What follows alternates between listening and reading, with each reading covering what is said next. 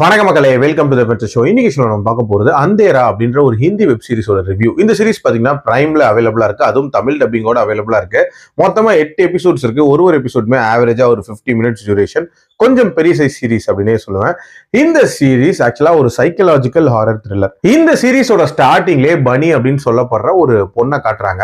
இவளுக்கு ஒரு விதமான டிப்ரெஷன் அப்படின்றது இருக்கு. அண்ட் இவளை இருள் துரத்துது அப்படின்ற மாதிரியான சம்பவங்கள் நடக்குது. சடனா அந்த பொண்ணு மர்மமான முறையில காணாம போயிடுறா. அண்ட் அவ காணாம போன அந்த நிகழ்வு இருக்குல்ல, அதை தன்னோட விஷன்ல பார்த்த ஒரு நபர் தான் ஜெய் அப்படின்றவர். அவருக்கும் இதே மாதிரியான ஆலுசினேஷன் அண்ட் இருள் துரத்துறது அப்படின்ற மாதிரியான சம்பவங்கள் நடக்குது.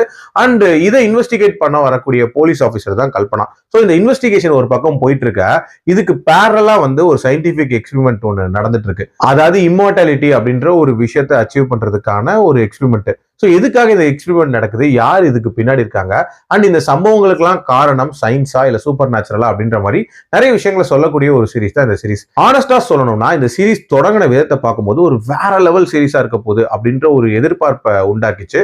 அதுக்கேற்ற மாதிரி அந்த பொண்ணுக்கு நடக்கக்கூடிய நிகழ்வுகள், அந்த சயின்டிபிக் எக்ஸ்பெரிமெண்டோட இன்ட்ரடக்ஷன், இது எல்லாமே ரொம்ப ரொம்ப சூப்பரா இருந்துச்சு. அந்த இருள் என்ன, அண்ட் இந்த இருள் துரத்தக்கூடிய ஒருத்தரும் ஒரு மாதிரி கில்ட்டுக்கு உள்ளாக்கப்படுறாங்களே, அதுக்கான காரணங்கள் என்ன அப்படின்றது எல்லாமே ஒரு மாதிரி இன்ட்ரெஸ்டிங்கான ஒரு எக்ஸ்பெக்டேஷனை கிரியேட் பண்ணுச்சு. ஒரு கட்டத்துக்கு மேல இந்த கதை பாத்தீங்கன்னா ஒரே இடத்துல நின்றுச்சு அப்படின்னே சொல்லலாம். இன்ஃபேக்ட் ரிப்பீட்டேட்டிவா ஒரே மாதிரியான காட்சிகளை வச்சே இந்த கதையை நகர்த்திருந்தாங்க.